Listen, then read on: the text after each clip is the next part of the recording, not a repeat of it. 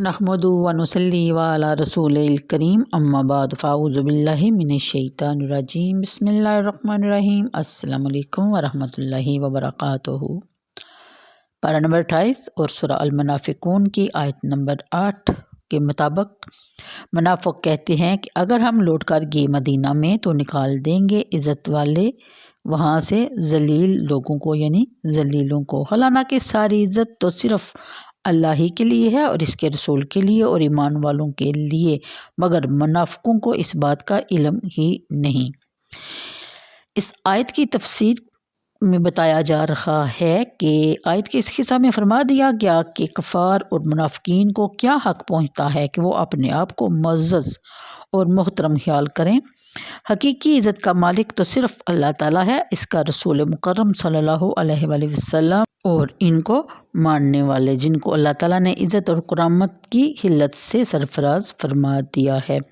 कुफ़ार और मुनाफिकीन जो कुफ्र और निफाक की ज़िल्तों में गिरफ़्तार हैं, बुज़दिली के बायस खुलकर सामने नहीं आ सकते, झूठी कस्में खाने से बाज नहीं आते, मामूली से दुनियावी फ़ायदे के लिए अपने नज़रियात का साफ साफ इनकार कर देते हैं। मुसलमानों के दामन में शफ़क़त आराम की ज़िंदगी बसर कर रहे हैं, इसके बावजूद जब मौका मिले तो इन्हें डसने से बाज नहीं आते। जिन लोगों का ये किरदार हो, क्या इन्हें ये ज़ेब देता है कि वो अपने आप को मुअज़्ज़ज़ और मोहतरम कहें। इंसानी इज़्ज़त माल जाव से नहीं, रिज़्क़ लिबास ज़रक बरक लिबास से नहीं। इंसान की इज़्ज़त वक़ार का राज तो इसके बुलंद करदार, इसके बेदाग सीरत और मकारिम अखलाक में मुज़म्मर है, जिससे ये लोग कोसों दूर हैं। अगली आयत के मुताबिक बयान फरमाया गया कि या अय्युहल्लज़ीना, यानी ए ईमान वालो, तुम्हें गाफिल ना कर दें तुम्हारे अम्वाल और ना तुम्हारी औलाद अल्लाह के ज़िक्र से, और जिन्होंने ऐसा किया तो वही लोग घाटे में होंगे। इस आयत की तफसीर में लेकिन इस हकीकत का मुनाफिकों को इल्म नहीं कि वो तंग नज़री इसको इज़्ज़त जिसको वो समझते हैं, जिन्हें पहनने के लिए खूबसूरत लिबास, खाने के लिए लजीज खाने और रहने के लिए शानदार महल्लात हासिल हों, वही मोहतरम और मुकर्रम हैं। यानी ये जो लोग ये बात समझते हैं तो वो ये हकीकत जान लें कि ऐसा हरगिज़ नहीं। यानी जहाँ इस्लाम फ़र्ज़ंदीन को मुनाफिकीन के तरीक़ाकार से इज्तनाब की ताकीद फरमाई जा रही है कि इन लोगों को तो इनकी अम्वाल ने और इनकी औलाद ने अपने हाल के हकीकी की याद से गाफिल कर रखा है। ए मुसलमानों, तुम ऐसा ना करना। जिस शख्स को दुनिया की दिलचस्पियाँ अपने परवरदिगार की बंदगी और अताअत से महरूम कर देती हैं, वो इंसान सरासर खसारे और घाटे में है। हकीकी नफ़ा हासिल करने वाले वो लोग हैं जो अपनी फ़ानी ज़िंदगी के लम्हात अपने रब की याद और अपने प्यारे रसूल सल्लल्लाहु अलैहि वसल्लम की ग़ुलामी और मोहब्बत में बसर कर देते हैं।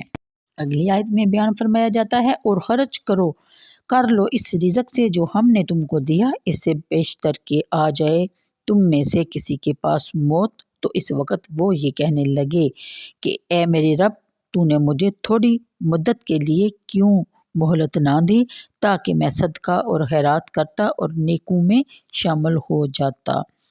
बयान फरमाया जा रहा है कि अल्लाह ताला ने जो नेमतें तुमको अता फरमाई हैं, इन्हें इसकी राह में खर्च करो और खर्च करने में ज़रा ताख़ीर ना करो, कोई बहाना किसी काम ना लो। ऐसा ना हो कि मौत का वक़्त करीब आ जाए, बल्कि आ जाए और तुम कफ़े अफ़सोस मलते रह जाओ। इस वक़्त तुम्हारी आँखें खुलें और इस तवील सफ़र के लिए कोई ज़ादेरा मुहैया ना करने का तुम्हें एहसास सताने लगे। तुम एड़ियाँ रगड़ रगड़ कर इल्तिजाएँ करो कि एक मरतबा ये मौत टाल जाए, थोड़ा सा वक्त मुझे मिल जाए, ताकि मैं अल्लाह ताला की राह में जी भर कर अपना माल लुटा लूँ और इसके नेक बंदों में शामिल हो जाऊँ। फिर मौत आ जाए, मैं बसत मसरत पयाम अजल को कबूल कर लूँगा, तो ऐसा हरगिज़ नहीं होगा। आयत नंबर 11 में बयान फरमाया गया, और अल्लाह ताला मोहलत नहीं दिया करता किसी शख्स को जब इसकी मौत का वक़्त आ जाए, यानी करीब नहीं आ जाए बल्कि आ जाए। हमें तो कोई पता नहीं कि कब हमारी मौत का वक्त करीब है, हमें तो ये भी पता नहीं है। अभी हम बात कर रहे हैं, मैं आपके साथ वीडियो शेयर कर रही हूँ, कल کی ہے مجھے امید، کیونکہ امید پہ دنیا قائم ہے، لیکن آنے والے وقت کے بارے میں کوئی نہیں جانتا، نہ آپ نہ میں نہ کوئی اور، کہ کس وقت کب ہماری سانسیں رک جائیں۔ اس لیے ہمیں اپنی سانسیں رکنے سے پہلے نیک اور اچھے عمل کرنے چاہیے، تاکہ جب ہم بستر مرگ پہ ہوں تو ہمیں یہ احساس نہ ہو کہ ہم نے کوئی نیکی نہیں کی۔ رحمت تو اللہ تعالیٰ کی ہی ہے، اسی کی بدولت ہم نیک کام کرتے ہیں، لیکن ہماری کوشش کا بھی عمل دخل ضروری ہے۔ تو اس لیے یہاں یہ بات کھول کے بیان کر دی گئی ہے کہ سن لو، اللہ تعالیٰ کا یہ اٹل فیصلہ ہے کہ جب کسی کی موت کا مقرر وقت آ جاتا ہے تو پھر اس میں ایک لمحہ کی تاخیر بھی نہیں کی جاتی۔ جب تم جانتے ہو کہ موت نے بہرحال آنا ہے تو دانش مندی یہی ہے، اسی میں ہے آپ کی بھلائی، کہ آج ہی اس کے لیے تیاری شروع کر دیں۔ کسی کا کوئی عمل اللہ تعالیٰ سے مخفی نہیں، خلوت اور جلوت سب اسی کے نزدیک یکساں اور عیاں ہیں، بے شک ایسا ہی ہے۔ تو اللہ تعالیٰ ہم سب کو نیکی کی توفیق عطا فرمائے اور ہمیں نیک کام کرنے اور کرنے والوں کے کا ساتھ نصیب کرے، آمین ثم آمین۔ تو آج کے لیے اتنا ہی، مجھے دیجیے اجازت۔ میں نے آپ کے ساتھ سورہ المنافقون کی آخری 3 آیات کا ترجمہ اور تفسیر شیئر کی۔ اللہ تعالیٰ نے مجھے توفیق دی اور اللہ تعالیٰ آپ کو بھی اس کو سننے اور شیئر کرنے کی توفیق عطا فرمائے۔ کل کی ویڈیو میں انشاءاللہ تعالیٰ سورہ تغابن کا تعارف کروایا جائے گا۔ تو آج کے لیے اتنا ہی، مجھے دیجیے اجازت، دعاؤں میں یاد رکھیے گا۔ اللہ حافظ۔